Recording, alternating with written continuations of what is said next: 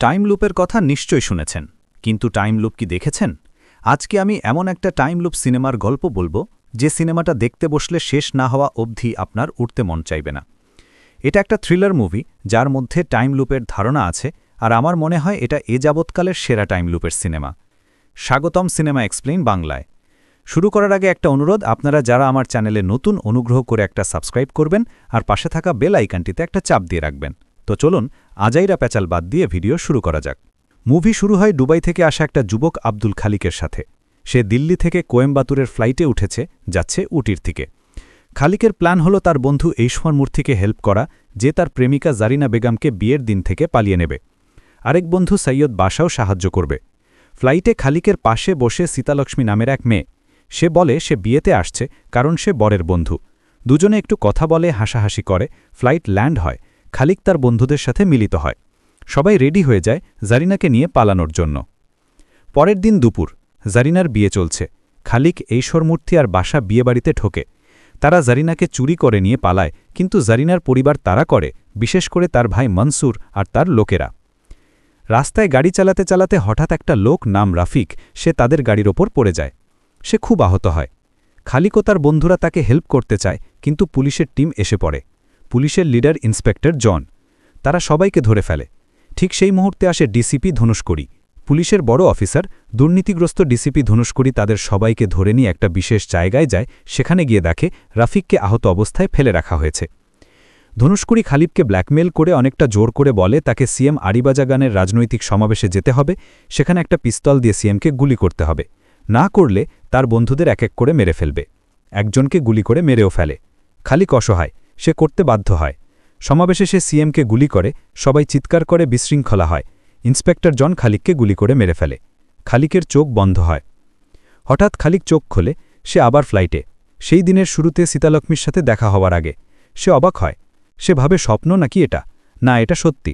সে আবার বন্ধুদের সাথে মিলে জারিনাকে নিয়ে পালানোর চেষ্টা করে, কিন্তু একই জায়গায় পুলিশ এসে পড়ে। রফিক এবার আহত না, রফিক তাদের গাড়িতে উঠে পালানোর চেষ্টা করে। পুলিশ তাড়া করে ধরে ফেলে। এক পর্যায়ে ধনুষ্কড়ি খালিককে গুলি করে মেরে ফেলে। আবার মৃত্যু। খালিক বুঝতে পারে কিছু একটা হচ্ছে তার সাথে।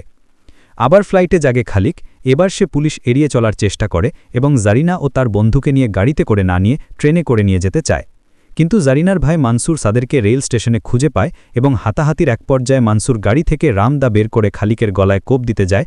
তখনই খালিক এসে তার বন্ধুকে বাঁচায়, কিন্তু কোপ খালিকের গলায় পড়ে। খালিক আবার মারা যায়। আবার সেই ফ্লাইটে খালিক এখন নিশ্চিত সে টাইম লুপে আটকে গেছে। একই দিন বারবার রিপিট হচ্ছে। সে ভয় পায়, কিন্তু লড়াই করার সিদ্ধান্ত নেয়। খালিক তার বন্ধু এইশ্বর মূর্তি, বাসা আর সীতালক্ষ্মীকে সব বলে। তারা বিশ্বাস করে না প্রথমে, কিন্তু খালিক প্রমাণ করে ছোট ছোট ঘটনা বলে। সীতালক্ষ্মী বলে টাইম লুপের গল্প শুনেছে, আর উজ্জয়িনের কাল ভৈরব দেবতা সময়ের দেবতা। খালিক বলে সে উজ্জয়িনের কাছে জন্মেছে, কাল ভৈরবের মন্দিরের কাছে। সে বোঝে ফ্লাইট উজ্জয়িনীর উপর দিয়ে যাওয়ায় এই টাইম লুপ শুরু হয়েছে। লুপ থেকে বেরোতে হলে যে কোনো একটা উদ্দেশ্য পূরণ করতে হবে। তারা সবাই মিলে প্ল্যান করতে শুরু করে। খালিক এবার লুকিয়ে সমাবেশে যায় তদন্ত করতে। সে দেখে একটা পুলিশ একজনকে খালিকের মতো করে ব্ল্যাকমেল করে সমাবেশে নিয়ে আসে। সে বন্দুক তাক করে, কিন্তু খালিক দেখে যে গুলি চলে আসলে ক্যামেরাম্যান থেকে। ক্যামেরাম্যান আসলে স্নাইপার রাইফেল লুকিয়ে সিএমকে গুলি করে আর ফেসিয়ে দেয় লোকটাকে। কিন্তু খালিক ওই লোকটাকে ঝরে ফেলে আর দেখে এই সেই রাফিক। সে রাফিককে নিয়ে পালানোর সময় ধনুষ্কড়ি এসে পড়ে।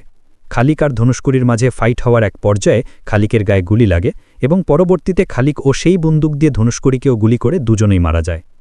টাইম লুপের সুবিধা নিয়ে খালিক পরের বার সেই ক্যামেরাম্যানকে অনুসরণ করতে করতে তাদের ডেরায় যায়। কয়েকবার ফেইল অ্যাটেম্পের পর খালিক ক্যামেরাম্যানকে ধরে ফেলে, তাকে ধরে ফেলে, সিএমের গুলি রোধ করে। কিন্তু এবার সমাবেশ শেষে সিএমের গাড়িতে বোমা ফাটে এবং সিএম মারা যায়। সেখানে গিয়ে খালিক একটা ক্লু খুঁজে পায়।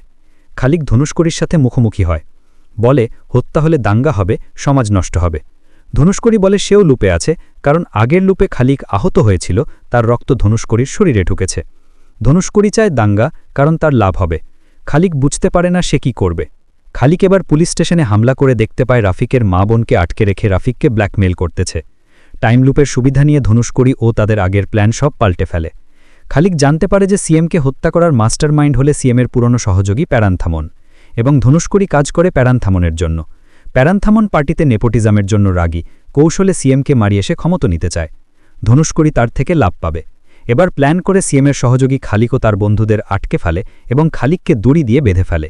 তাদেরকে রেখে ধনুষ্কড়ি আবার সমাবেশে যায় সিএমকে মারতে, আর এদিকে সীতার জ্ঞান ফিরলে কোনো রকমে খালিককে মুক্ত করে দেয়।